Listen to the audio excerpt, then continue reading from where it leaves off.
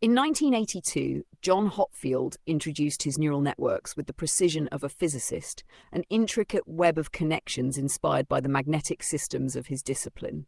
These were machines that could learn, adjusting and strengthening bonds as if they were metal filings caught in the pull of invisible forces.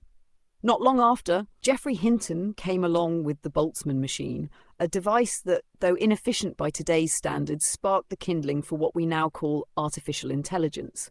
Here, the narrative splits, moving from wires and magnets to algorithms and code, a shift that echoes through time, resonating with every era's attempt to create order from chaos, to distill intelligence into a formula. Today, we find ourselves standing on the precipice of that formula's potential fulfillment.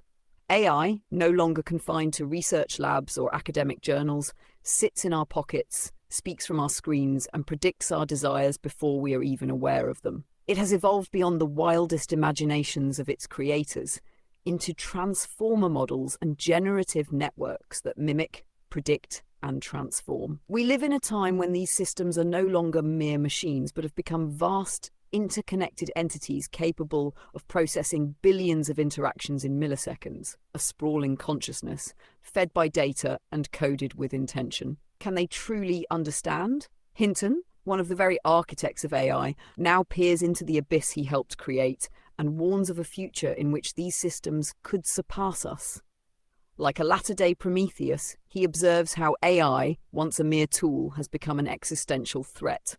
Almost everybody I know who's an expert on AI believes that they will exceed human intelligence, he says. It's just a question of when. Here lies a tension that has dogged every leap in technology. The dream of a utopia where machines do our bidding against the nightmare of machines that become our masters. It is the same tension that accompanied the dawn of the Industrial Revolution. A machine can liberate or it can enslave. This contradiction is where we find the roots of our current unease. Each AI advancement brings the promise of efficiency, of productivity, of a society free from the drudgery of mundane tasks. But the promise of freedom has always come at a price. Today, as AI begins to encroach upon not just manual labour, but cognitive functions, the stakes have changed. Now it is not just our physical tasks that are being outsourced, but our very capacity to think, to learn, to make decisions. To understand the allure and the peril of AI, one must look backward as well as forward. The story of AI is not just about technology. It is a story as old as humanity's first attempt to impose order on the chaotic world. It is the story of the alchemists who sought to transform lead into gold, of the magicians who tried to call spirits into bottles, of the utopians who imagined perfect societies only to see them descend into totalitarianism. In this long history, AI is but the latest iteration of an ancient human desire to transcend our limitations, to create something greater than ourselves. But each of these attempts to transcend has come with unintended consequences. The Industrial Revolution, which promised to free humanity from toil, instead created a world of smoke-filled cities and grueling factory labour. The atomic bomb, a triumph of scientific ingenuity, brought not peace, but the spectre of annihilation. And now, AI, a technology that promises to solve problems we cannot even yet imagine, threatens to unleash forces we may not be able to control. Perhaps it is fitting, then, that AI should be so closely linked to physics. For physics, too, is the science of forces that are invisible, of systems that can be understood but not controlled. Neural networks, like the magnetic systems that inspired them, are systems of order poised on the edge of chaos. They are entities that learn, adapt, and change, but they do so according to rules we only dimly comprehend, and so we stand, as we always have, on the brink, wondering whether the leap we are about to take will carry us to new heights or plunge us into the abyss. It is this tension between the promise of a new age and the fear of what lies beneath that defines our relationship with AI. In a world where machines can think, where they can learn, where they can even surpass us, we are left to wonder what place we will have in the new order. Will we be the creators, the gods of this new world? Or will we be the subjects left behind as our creations move beyond us? The promise of AI is in many ways the same as the promise of every technology that came before it. A world without limits, a world in which we can transcend the boundaries of our own flesh and blood. But this promise, like all promises, comes with a price. The more we rely on technology, the more dependent we become, and the less able we are to imagine a world without it. Every advance in AI deepens our reliance on these systems, binding us closer to the machines that shape our reality. The tools we build to free us from labor, from drudgery, from ignorance, also bind us to new forms of dependency, forms that we are only beginning to understand. Consider universal basic income, UBI, often proposed as a solution to the mass job displacement AI threatens to bring. In theory, UBI is a means to liberate us from the pressures of work, to allow us to pursue our true passions without fear of financial ruin. But it is also an acknowledgement of the profound impact AI will have on the labour market.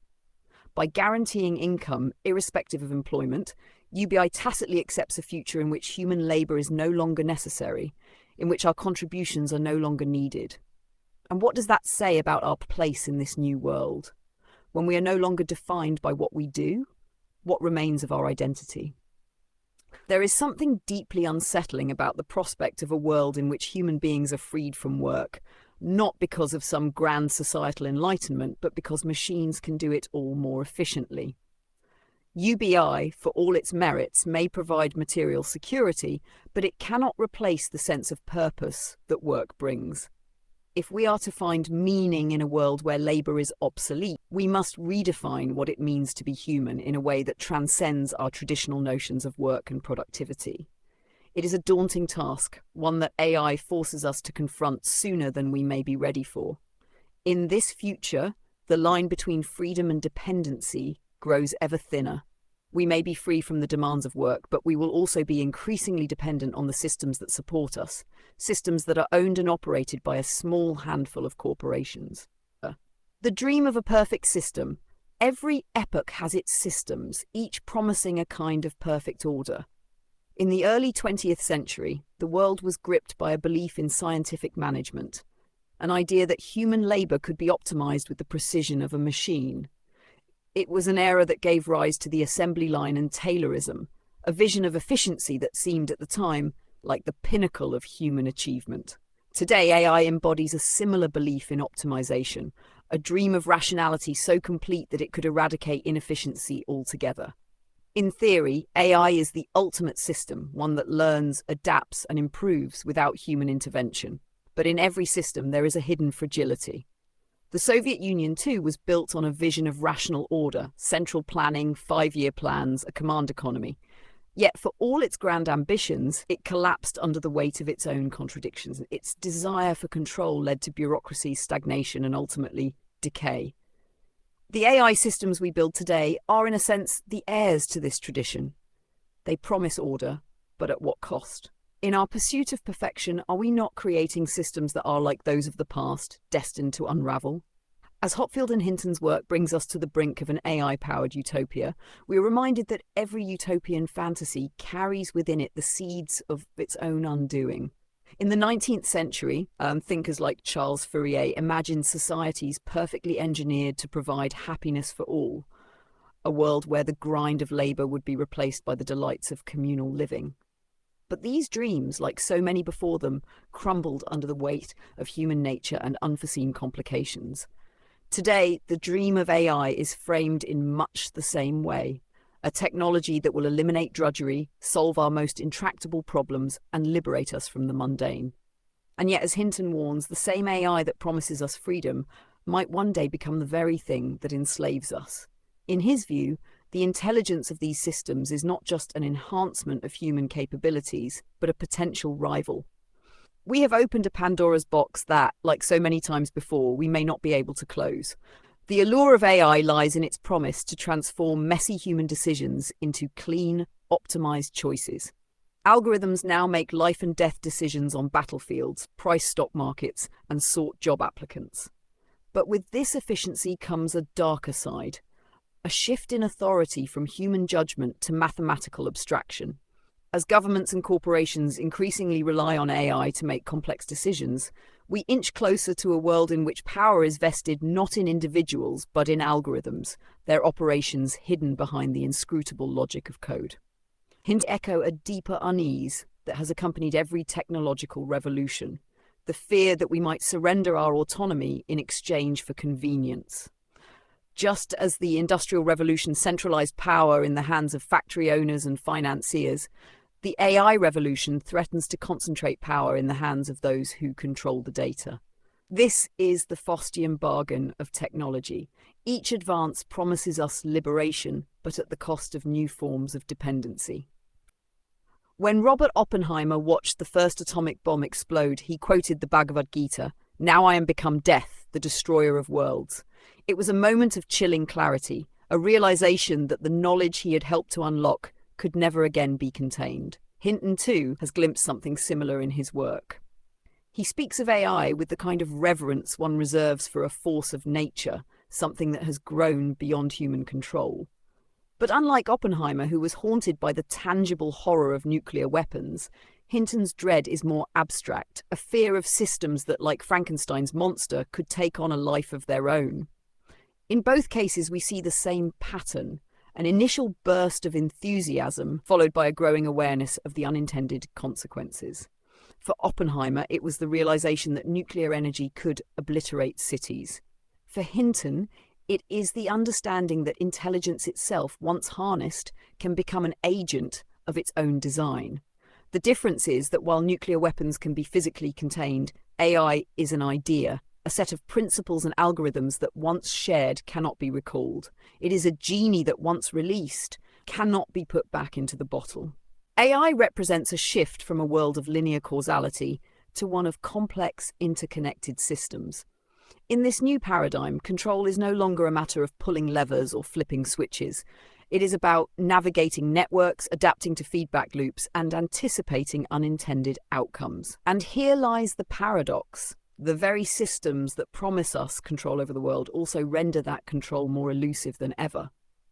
As we integrate AI deeper into our lives, we must confront the possibility that we may not fully understand the consequences of our actions. This is not just a question of whether AI will take over, as Hinton warns, but of whether we will be able to navigate a world in which decisions are made not by people, but by complex, self-organizing systems. It is a world that requires a new kind of literacy, one that goes beyond understanding machines to understanding the dynamics of networks and feedback loops. The AI revolution is happening at lightning speed. The pace of change is such that our institutions, governments, legal systems, even social norms are struggling to keep up. Hinton speaks of the need for caution, for regulation, for a rethinking of the social contract. But as he acknowledges, the momentum of AI may be too powerful to halt. Like a runaway train, it is hurtling down the tracks, and we are left to wonder whether we will be able to steer it or whether it will simply crash through whatever obstacles lie in its path.